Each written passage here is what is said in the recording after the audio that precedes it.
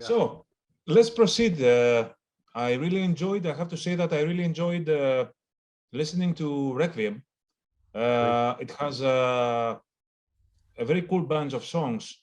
I mean, it's a very compact album. It's short in duration, but it has 9 very strong tracks, which I Hmm. really, it's a thing that I really appreciate. And before Thank you. starting, I think that you are aware of the fact that naming your album Requiem, this fact itself is going to raise some questions if it's Hmm. going to be your last album or something. Yes, it's possibly. I can see the questions being raised like that. Um, no, in fact, Yeah. in my opinion, we are far from the end of the road. This last month started my 15th year 2 months ago with the band. They've been around, as you know, 27 years, and that's a long time. For a band to be on a level of success that Korn is. That's a very special thing, and we know it, and we don't take it for granted. We definitely appreciate the fact that we still have the success and are still able to go play for the people. The fans are amazing. There's some lifer fans in there that have seen the band 50, 60, 70 times. It's crazy. Um, we're far from the end, in my opinion. There's no end in sight. In fact, I think because of the pandemic, we're actually stronger now than we ever were, because they took away the live shows. They took away that from us, and I never thought that would happen.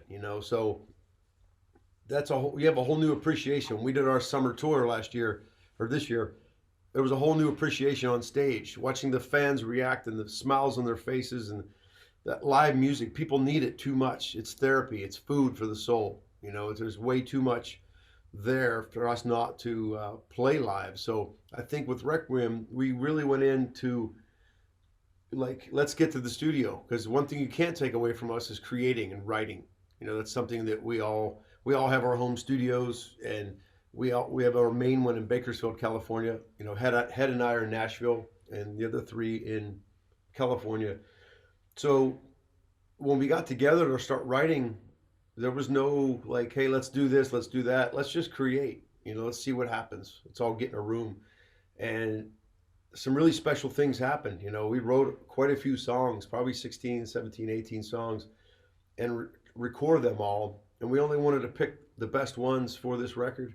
And there was a couple on there that didn't get picked that I was like, wow, I love that song. But why is it not on the record? But when you listen to the whole thing in its entirety, it makes sense to me that this is the strongest material we have, at the time. And I can't wait to play these songs for the fans and get back out there. So yeah, I think we're on a whole nother groove right now, in a level of strength for the band.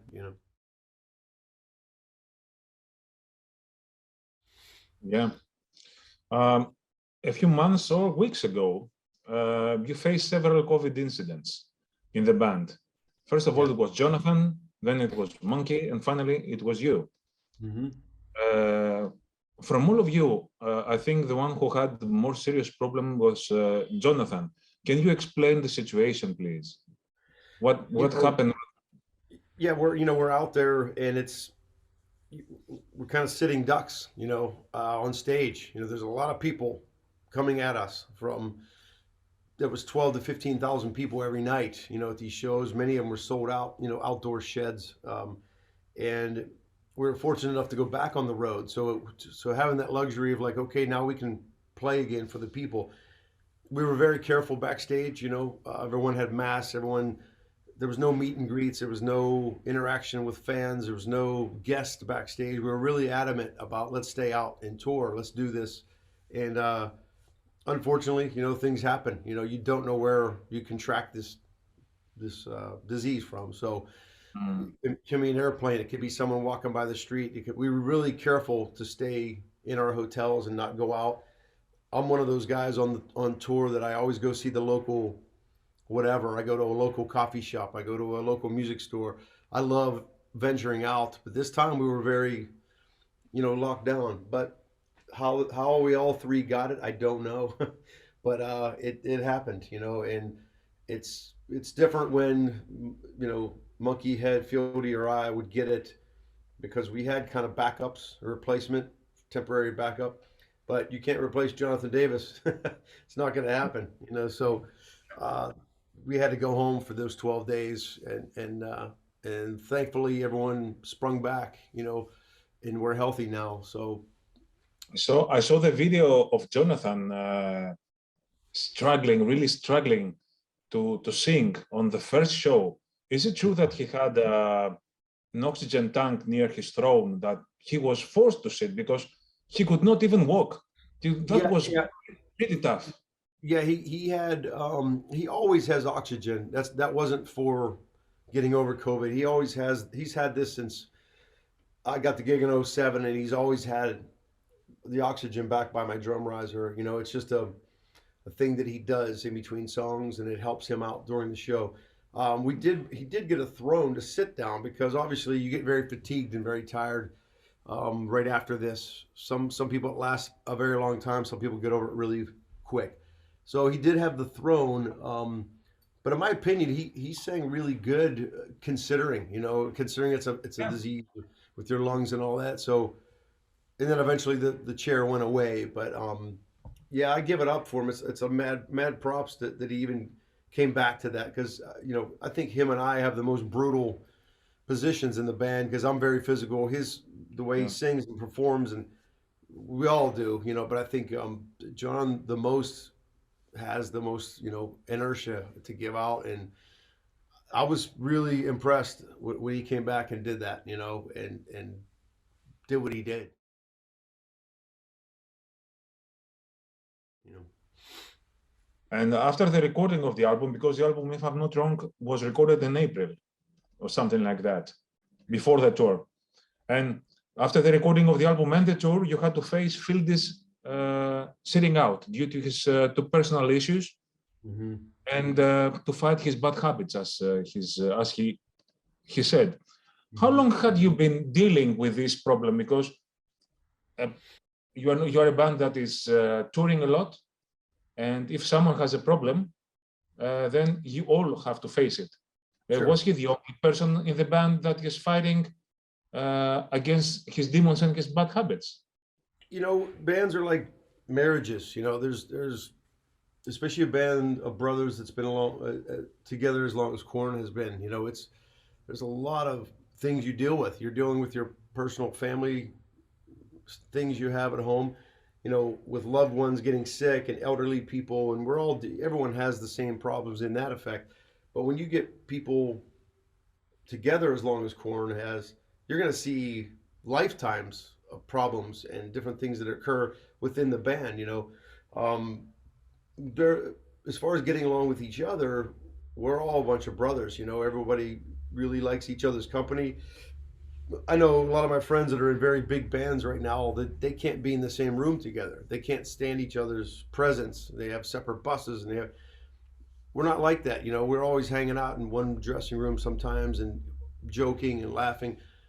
But when the personal issues start interfering with the band, that's when it's time to address those situations and say, hey, let's figure out how to deal with this so we can come back as a collective unit and make it better and stronger than everything else. So he reached that point where he's just going through a lot of personal things, and it's affecting everything. So we love him. He's our brother. We care immensely about him and miss him not being there. That tour was very weird, not having him out there. As great as Rod Diaz is playing bass, he's Fieldy's a huge part of Korn's sound and personality. So we just wish him the best, and time will tell, what's going to happen and everything. And yeah, Hopefully, he solves everything and he'll be yep, back with you. And I read all your comments, and it seems that you are waiting for him impatiently.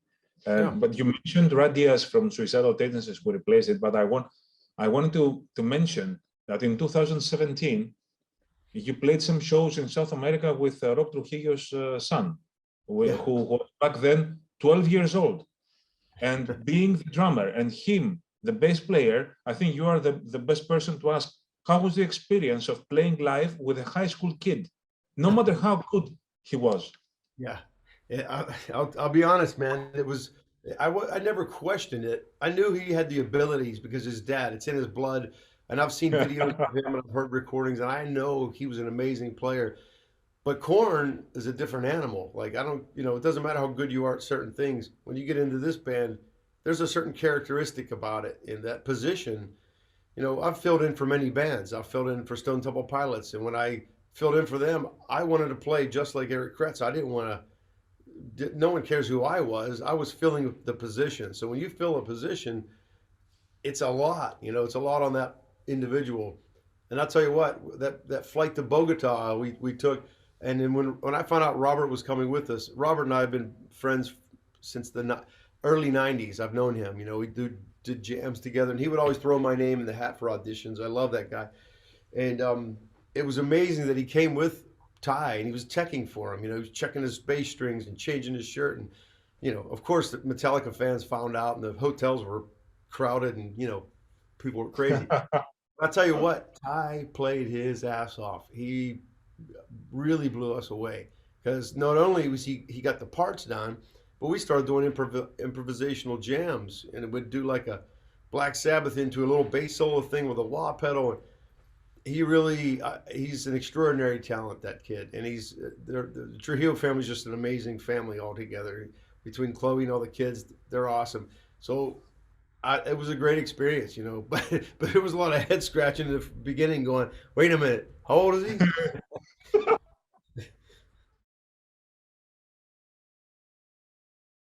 Your son, I think your kid is 10 years old or something? Right. Yeah, same as Exactly. mine. Yeah.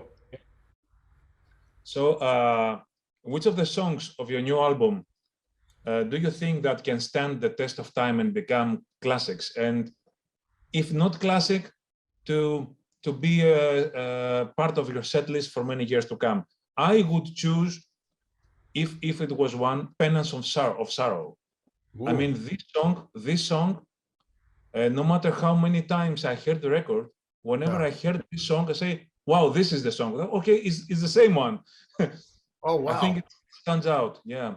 It's funny you say that because we were talking about singles. I was bringing that song up a lot because I feel strongly about it as well. So I agree with you on that. I love Start the Healing. I love, there's a song, Disconnect, which is kind of strange. I don't know if it'll stand the test of time, but it's a strong song. Forgotten, the first one on the record, is really strong to me. I think it's a personal question. I don't know, because it's, you have to gather the opinions of many people in the masses to see what is that song, what is a Blind, a Freak on a Leash, a Here to Stay, a Falling Away, Rotting in Vain, all those ones that are up there. But it's like, yeah, I mean, that's cool you said that, because I really like that song. Yeah. You have been a group that was never afraid to experiment. Having a very unique sound. Did you try to do something really special before writing and recording your new album, or you just wanted to write a bunch of cool songs and include them in the album? I think, like I said, during the pandemic, the one luxury we did have is getting together, in the studio. So I think it was all about, like, it was a different vibe because we had each other, as a band. Of course, we have our families, which mean the most of everything. But when we all get in a room, something really cool happens, and there's never a situation where we're like, I don't have anything, he doesn't have anything, he doesn't have anything, and we leave. That never happens. There's always something that goes on. We start up a groove or a riff. So that's a very special thing. And I think this time was even more special because of the pandemic and because they took the live. Usually we're like, okay, let's write, but we have shows in 2 weeks. Or let's write, we're on a break for a month and a half, but we have shows coming up. We didn't know where the shows were going to be again. So we were like, hey, let's not rush. Let's take our time and really do a quality record, So we would write some riffs, record them, and then come back in a few weeks and listen to them. We go, that's not strong. This is strong. This is okay. And then make the best things we could, you know, best music we could, because there was no rushing. You know, it was a great, Yeah. relaxed effort this time. You know, Jonathan's in a different headspace, lyrically too, which is amazing to me. You know, some really strong melodies and harmonies on this record that I've never heard him do before. It's really cool. You know, the guitars are so loud and blaring. It just, to me, it just sounds like a great, you know, effort. Yeah. Let alone the fact that you didn't know when you were going to see your bandmates again. If there was going to be another lockdown, Yeah. things were pretty tough. Apart from Korn, however, you had played with David Lee Roth for many Yeah. years. How does it feel to hear that he is retiring? And what have you learned during your tenure, your time with him, Yeah. being with a real rock star? He's there's no one like Diamond Dave on the planet, and I don't think there ever will be. You know, that front, he just had this thing and this entertainment aspect that not many frontmen have. You know, and he never claimed to be the best singer on the planet. He just does what he does, and that's what makes him so unique. You know, I've heard many recordings of him, kind of like Sinatra, that he's amazing at that kind of vocals too. But as far as the frontman of rock, I've been lucky enough to play with 8 years with one of my heroes. You know, so from '97 to '05, I was in that band. Learned so much off of that guy. He taught me to be an entertainer. He goes, "You're not just a drummer sitting behind the drums. Entertain the people. You know, you're here. That's what our job is." So, and I'm always weird with that when I see a drummer back there like that, waiting for the bus look, and they're, you know, I'm in a live show. Entertain me. Give me something. Let me know the emotion that you're feeling, so I can feel that. You know, so you know, about his retirement, for me, it's retiring from Diamond Dave, but I think he should still go on like Robert Plant. You know, with Alison Krauss, he does this very low register, moody kind of music. I would love to hear Dave do some Sinatra, you know, kind of stuff because he's so great at it. You know, so for me, maybe the Diamond Dave thing should have retired a few years back because, you know, he's not 25 anymore. You know, none of us are getting younger. We got to face it. So it's like, but he's a very special guy. You know, he's a very special. So it's kind of sad for a lot of people. But to me, I think he should just keep going on making, you know, records that he can sing, you know, in his register and all that. You know, he's awesome. Before the end, which of the albums that you have played with Korn do you consider to be a turning point for the band? Wow. You know, I'm biased to Korn 3 because that was my first full record, and it was Ross Robinson came back. You know, he made Korn 1 and Life is Peachy. And even though it was a very hard situation for Jonathan and I, that record was very strange to make, but it's special to me because that was the first time as a unit, you know, and Head wasn't in the band yet. But I don't know. It's like each one of them, from the Paradigm Shift to Serenity to Nothing to Requiem, all have something special about them involved. You know, I think last year the Nothing was a turning point just because, you know, Jonathan, of course, losing his wife, and there was a different energy on that just brought it to a different level, I think, and it was a turning point for me in the band that said, like, we're not going backwards, we're only moving forward. This is, you know, some bands get tired or some bands don't want to do it anymore. That to me showed everyone that, like, no, we're doing this, you know. We're here for many more years, you know. And you created an even greater album.